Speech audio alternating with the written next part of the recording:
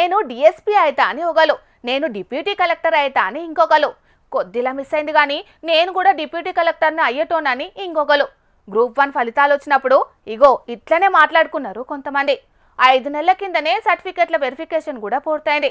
Court కేసులు కొట్టుడు పోతే రేపో మాపో సర్కార్ కొలువుకు ఎక్కుతామని అనుకున్నారు. కానీ ఆఖరుకు ఈ పరిస్థితి వచ్చిందల్లా has decided that the GRL, the general ranking list, as well as the selected selection list, దాన్ని సెట్ అసైడ్ చేస్తూ రీవాల్యుయేషన్ కి డైరెక్షన్స్ ఇచ్చారు.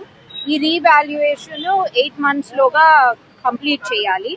అది కాని పక్షాన the group 1 mains exam is to be cancelled, or rather it stands cancelled, and all the candidates who passed in the preliminary examinations వాళ్ళ కోసము re-examinations conduct చేయడం జరుగుతుంది.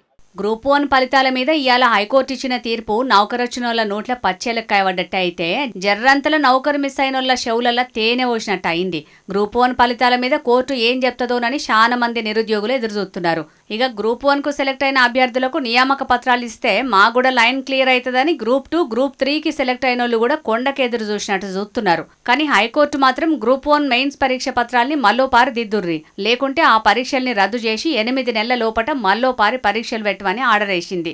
గ్రూప్ 1 పరీక్షలలో అవకతవకలు జరిగినాయి కాబట్టి రద్దు చేయాలని కొందరు కోర్టు మెట్లెక్తే లేదు అంత మంచిగానే అయింది, ఎంపిక ప్రక్రియ కూడా పూర్తయ్యే ఈ పరిస్థితిలో రద్దు చేయొద్దని సెలెక్ట్ అయిన అభ్యర్థులు కోర్టులో పిటిషన్లు వేసిరు. ఇక అందరి వాదనలు నిన్న కోర్టు ఇవాళ గ్రూప్ 1 మీద ఈ తీర్పు ఇచ్చింది. ఇక గ్రూప్ 1 మెయిన్స్ పరీక్ష పత్రాల్ని రీవాల్యుయేషన్ చేయాలని హైకోర్టు చెప్పేటాళ్లకు సింగిల్ బెంచ్ ఇచ్చిన తీర్పును సవాల్ చేయాలని టీజీపీఎస్సీ ఆలోచన ఎత్తున్నదట. ఇక అటు ఇప్పటికే ఉద్యోగాలు వచ్చినట్టేనని సంబరంలో ఉన్న కొంతమంది అభ్యర్థులు కూడా ఈ తీర్పు మీద డివిజన్ బెంచ్ కు అప్పీల్ చేసుకుందామని అనుకుంటున్నారట.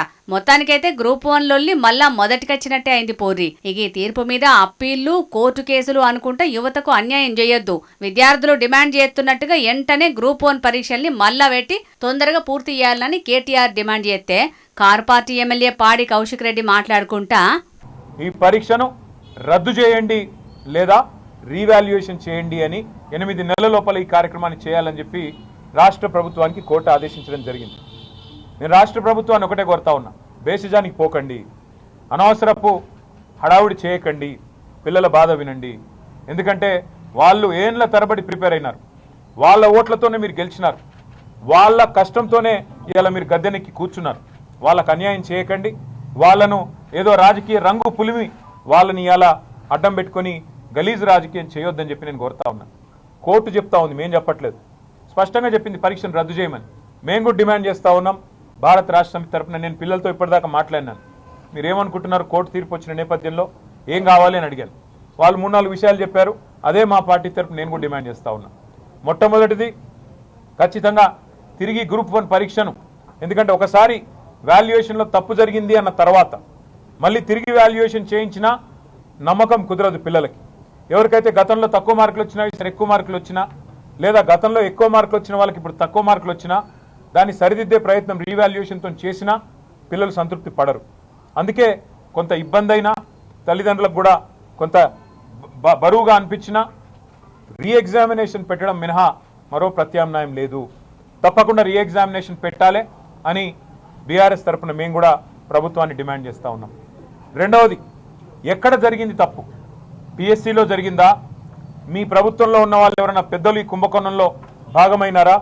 పేపర్ లీక్ అయిందని కేసీఆర్ గారు ఏ రోజైతే అన్నారో, కేసీఆర్ గారి దృష్టికి వచ్చిందో, కేసీఆర్ గారు స్వయంగా ధైర్యంగా తప్పు జరిగింది, మేము రద్దు చేస్తున్నాము అని బాజాబ్తు ధైర్యంగా రద్దు చేసిండు కేసీఆర్ గారు. మరి ఇళ్ళ అక్రమాలు జరిగినాయని గ్రూప్ 1 విద్యార్థులు ముఖ్యమంత్రి రేవంత్ రెడ్డి గారి దగ్గర నుంచి మొదలు పెడితే వాళ్ళ మంత్రుల దగ్గరికి, వాళ్ళ ఎమ్మెల్యేల దగ్గరికి, వాళ్ళ ఎంపీల దగ్గరికి పోయి వినతి పత్రం ఇచ్చుకుంటే మీరు రద్దు ఎందుకు చేయలేదు?